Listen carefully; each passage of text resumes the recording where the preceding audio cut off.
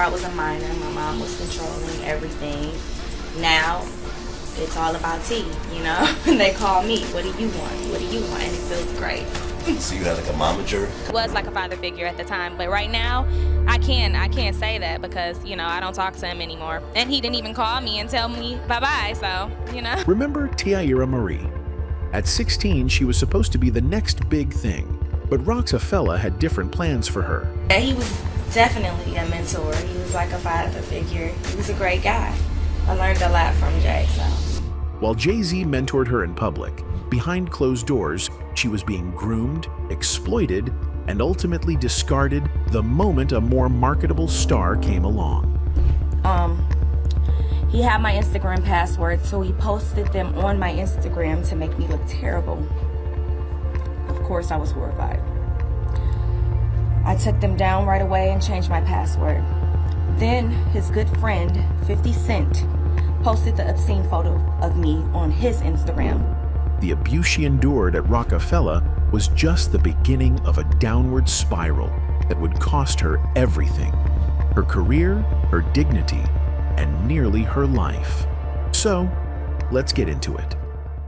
Long before Teairra Mari Thomas became the Princess of Roc-A-Fella, she was just a girl from Detroit, Michigan, born on December 2nd, 1987, into a family where music was already woven into the fabric of daily life.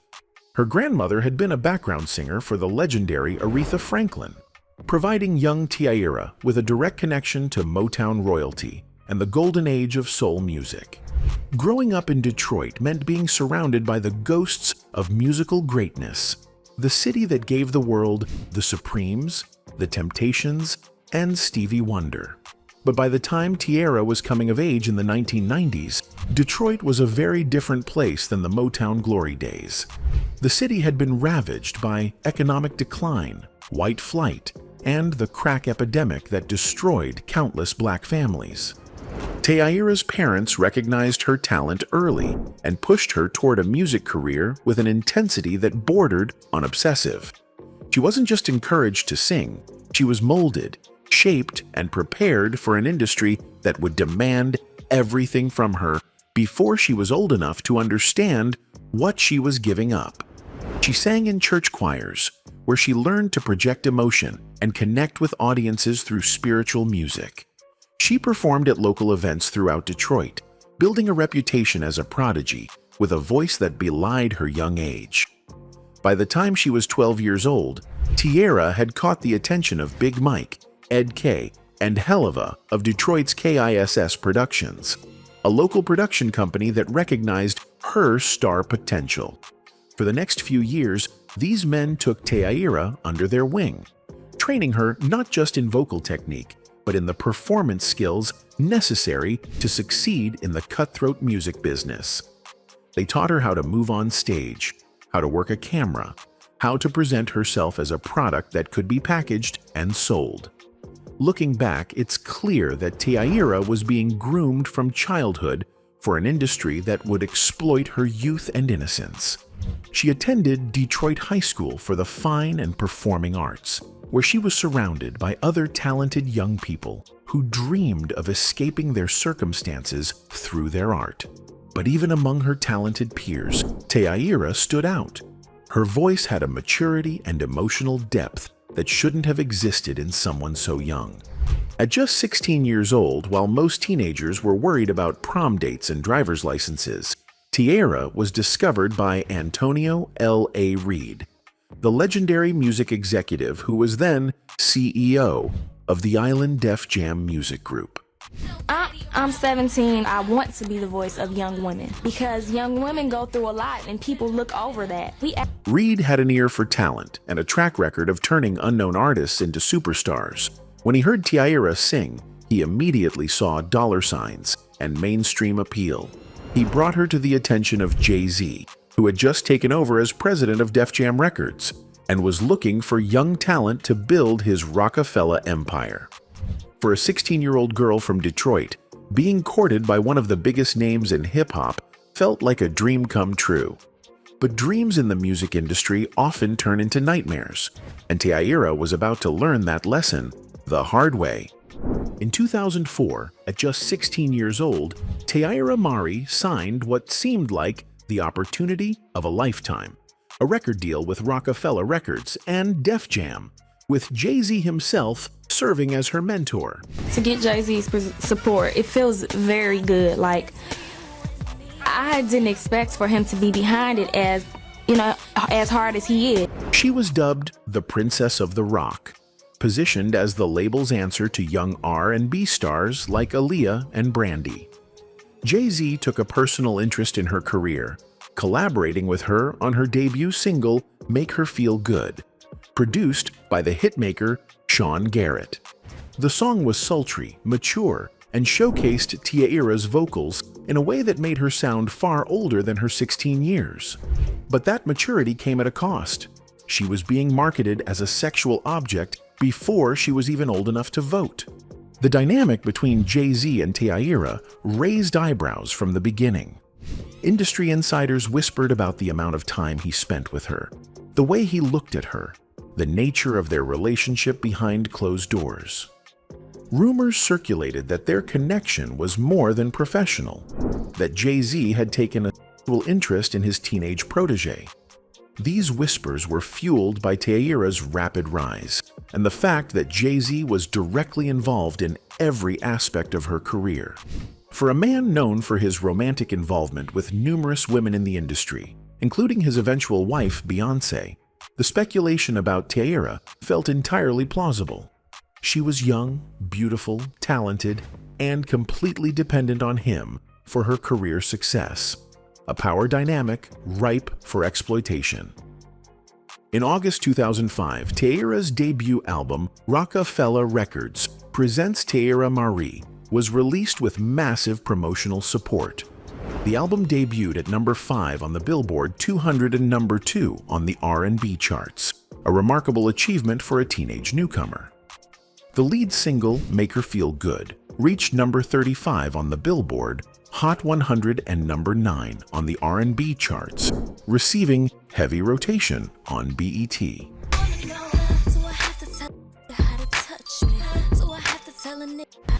Her second single, No Daddy, became an even bigger success with a video that spent 16 days on MTV's Total Request Live, peaking at number 4. The video featured Teairra in provocative outfits, dancing suggestively, and embodying a sexuality that seemed coached and manufactured rather than natural for a 16-year-old.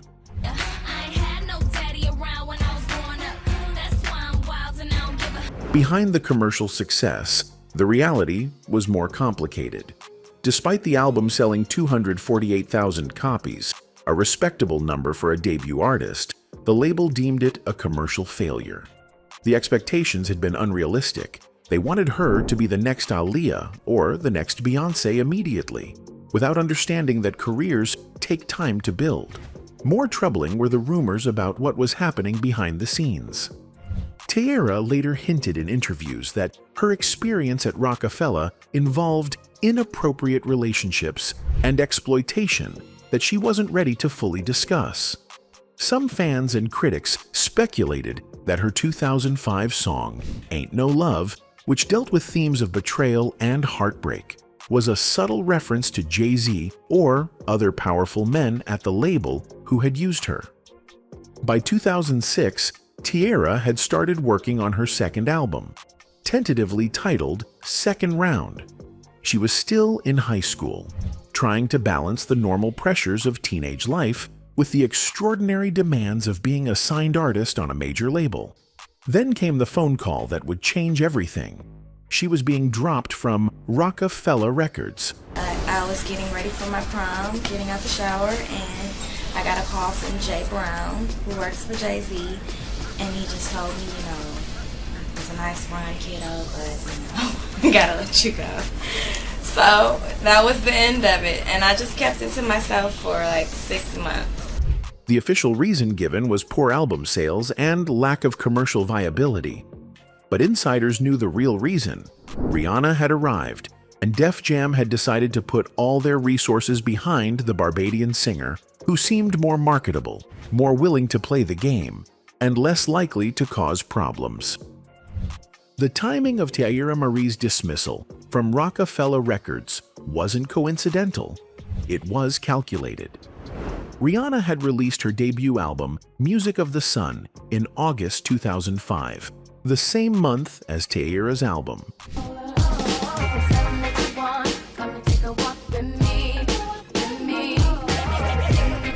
Both were young, beautiful R&B singers being marketed to similar demographics.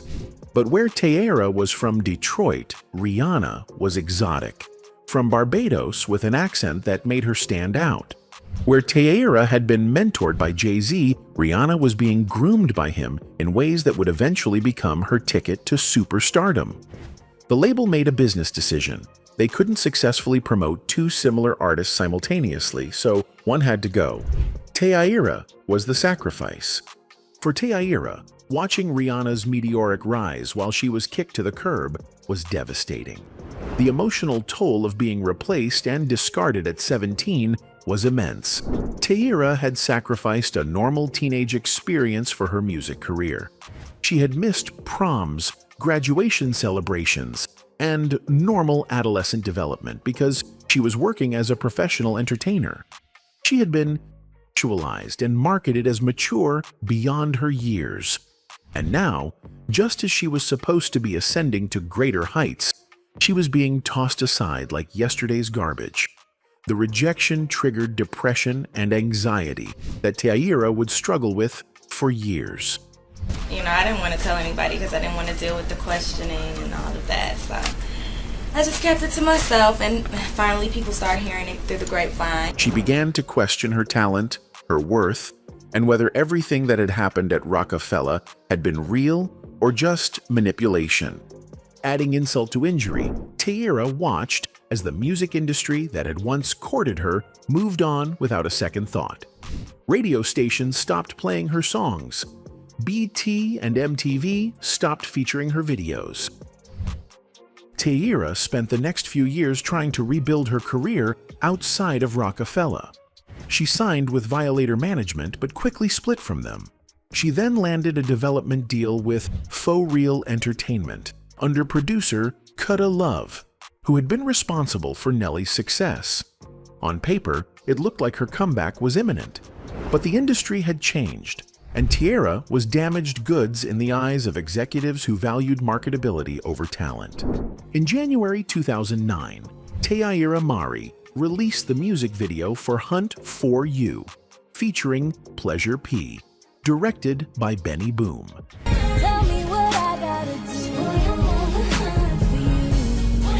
The song was catchy, the video was well produced, and it seemed like her comeback was finally happening. The buzz was positive, and for a moment, it looked like she might overcome the stigma of being dropped from Roc-A-Fella. She followed up with Cause a Scene featuring Flo Rida, produced by The Runners, which received moderate airplay. Her third single, Sponsor, featuring Gucci Mane and Soulja Boy, was released digitally in February 2010, with a video shot at a mansion in Los Angeles. The visuals were expensive, the production was top-notch, and everything suggested that her album, at that point, would finally drop and give her a second chance at mainstream success. But then, disaster struck in the form of online leaks. Tracks from At That Point began appearing on file-sharing sites and blogs, spreading across the internet before the album had an official release date. In the pre-streaming era, leaks were a death sentence for albums. Once music was available for free online, the commercial viability disappeared. Labels were unwilling to invest in promoting music that people had already downloaded illegally. Teairra's label shelved the album, and just like that, her second chance evaporated. She was devastated. Years of work, collaborations with major artists, expensive videos, all of it wasted because someone had leaked her music. And most of the songs were getting leaked, and it was just like, you know what? We have to go back to the drawing board for the album because I don't want to put something that everybody's already heard everything on there. Teairra made the difficult decision to re-enter the studio and completely re-record the album with a new title and new songs. But the momentum was gone, and the industry had moved on to the next young artist. In 2010, Teairra pivoted to acting, appearing in the film Lottery Ticket alongside Bow Wow and Ice Cube.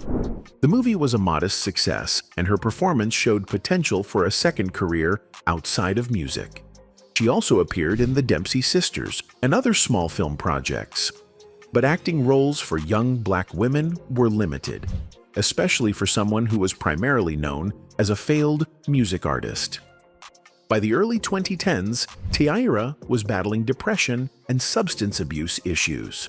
She had turned to alcohol and drugs to numb the pain of repeated failures and the trauma of her experiences at Roc-A-Fella.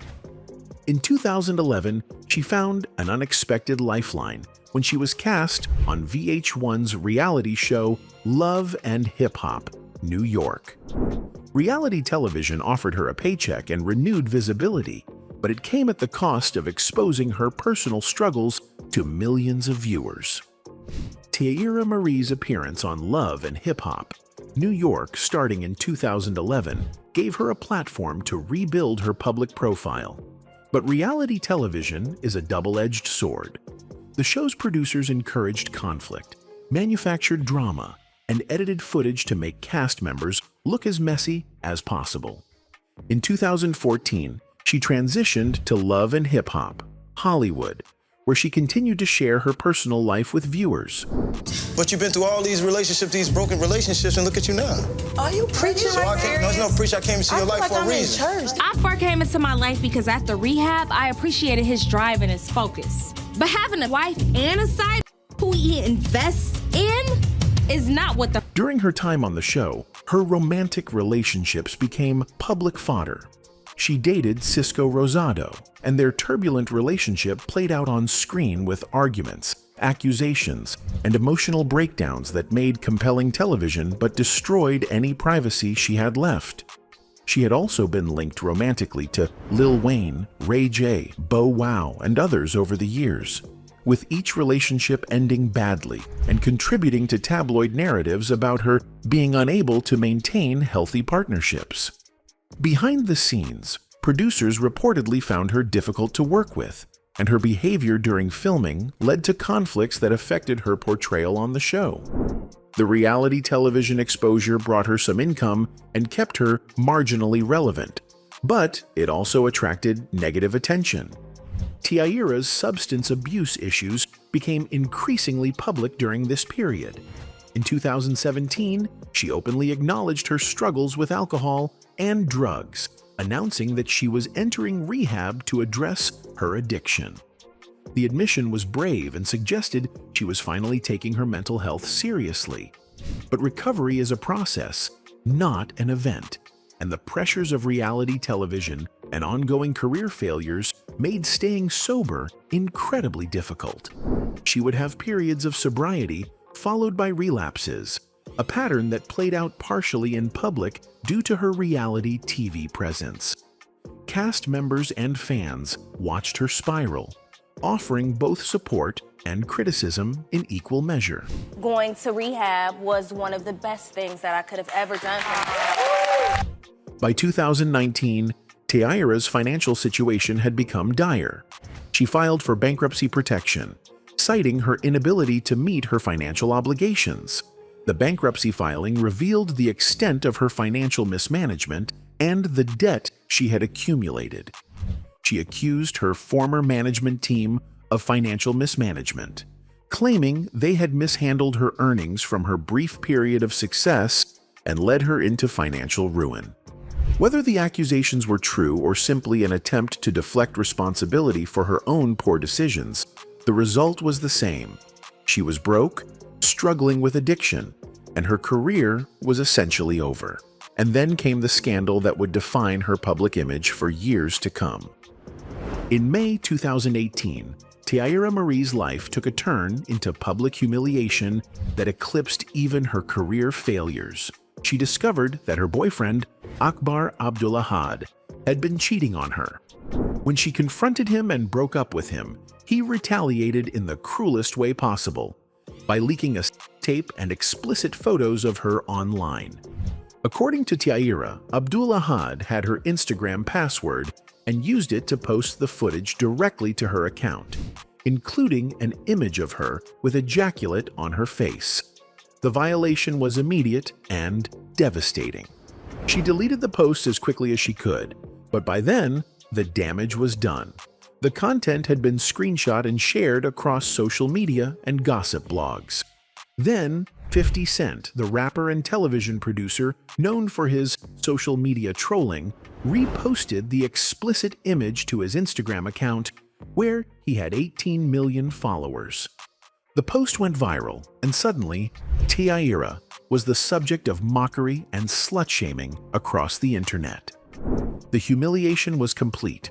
Her most intimate moments had been weaponized against her by a man she had trusted and then amplified by one of hip-hop's biggest names.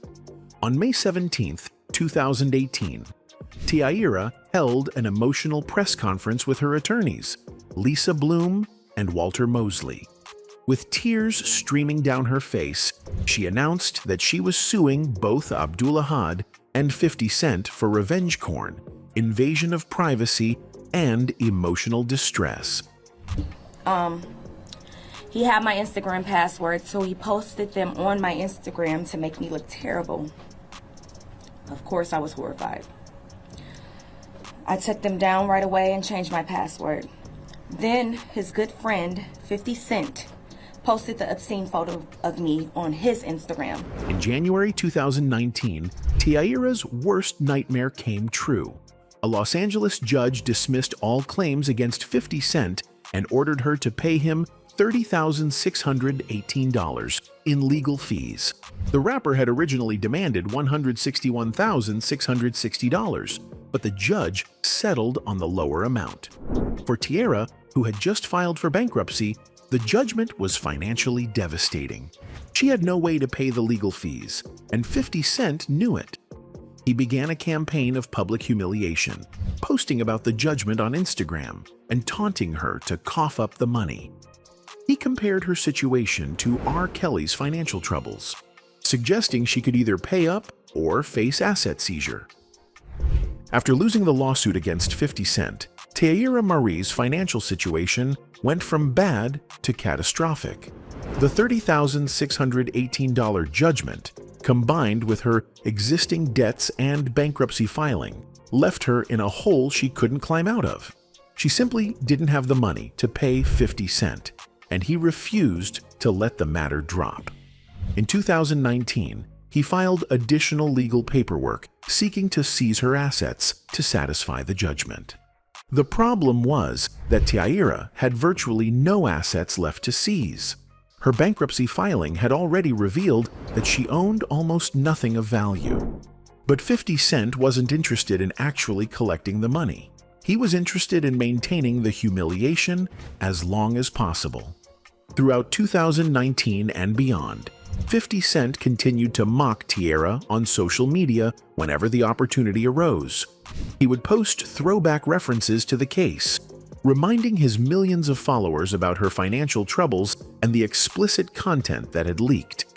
Each post triggered a new wave of commentary, memes, and slut-shaming directed at Teairra. The relentless nature of his harassment turned what should have been a private matter into a years-long public spectacle. Did Teairra Mari ever pay you all your money yet? She still owe me my money. How much is left that she owes?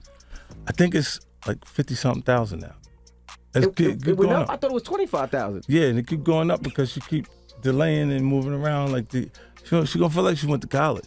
For Teairra, the continued attention was devastating to her mental health and made it impossible to move forward with her life or career.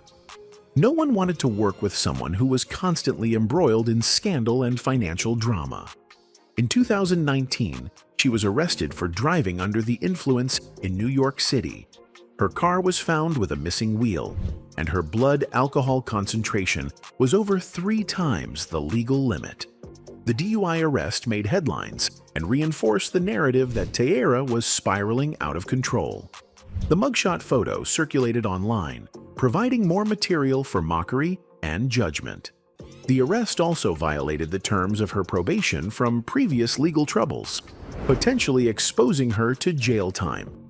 For someone already struggling with addiction, the arrest was both a cry for help and evidence that she had hit rock bottom.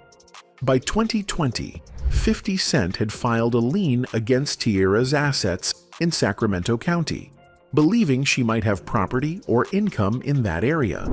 The lien meant that if she ever did acquire anything of value, 50 Cent would have legal claim to it until the judgment was satisfied.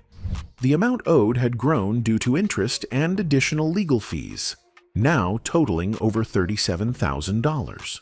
In 2021, he filed a writ of execution, ordering the Sacramento Sheriff's Office to enforce the judgment against her. The legal maneuvering continued into 2024, with 50 Cent filing new motions seeking to collect the now $50,000 debt. The whole situation had become absurd. He was spending thousands on legal fees to pursue a judgment against someone who was clearly broke and had no way to pay. Teairra's controversial social media posts during this period only made things worse. She posted explicit content and provocative statements that led to public backlash and discussions about her conduct online. Some of these posts seemed designed to reclaim her sexuality and refuse to be shamed, while others appeared to be the actions of someone in the midst of mental health crisis. Her social media presence became erratic and concerning, with friends and fans worried about her well-being. She would go through cycles of posting frequently and then disappearing for months, leaving people to wonder if she was okay or if something terrible had happened. Despite everything, Teairra Mari refused to completely disappear. In 2017, she had collaborated with Rico Love and DJ T. Neal on an album titled Night Shift, attempting once again to revive her music career. The project received minimal attention, but it showed that she hadn't given up on her first love, making music. She continued to perform at small venues and nostalgia tours, where fans who remembered her brief moment of success would come to hear her sing the songs from her debut album. These performances were bittersweet reminders of what could have been if things had gone differently at Roc-A-Fella. She has made occasional appearances on Love and Hip Hop and other reality shows, using whatever platform is available to stay visible and earn income. In interviews, she has been increasingly open about the trauma she experienced early in her career, hinting more explicitly at exploitation and inappropriate relationships with powerful men. While she has never named Jay-Z directly in accusations of sexual misconduct, her references to being taken advantage of as a teenager at Roc-A-Fella leave little doubt about who she's talking about. The Me Too movement has given women more courage to speak about their experiences, but for Teairra, the statute of limitations on any potential legal action has long passed, and speaking out now risks being dismissed as attention-seeking or bitter.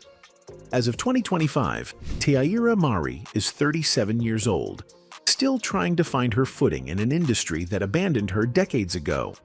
She releases music independently and performs at small venues and nostalgia shows, singing Make Her Feel Good and No Daddy to audiences who remember her brief moment of glory. The performances are bittersweet reminders of what could have been. Her legacy is complicated. She's a cautionary tale about the industry's exploitation of young artists, particularly young women of color. The rumors about her relationship with Jay-Z represent a pattern where powerful men take advantage of aspiring artists. Her experience at Roc-A-Fella ended her career before it truly began, and she never received justice. But Teairra is also a survivor who refused to disappear. She's battled addiction, depression, bankruptcy, and public humiliation from 50 Cent's relentless harassment. She represents thousands of young black women chewed up and spit out by an industry that values profit over people. Her willingness to keep fighting is its own legacy. Anyway, that's it for the video, folks. Bye.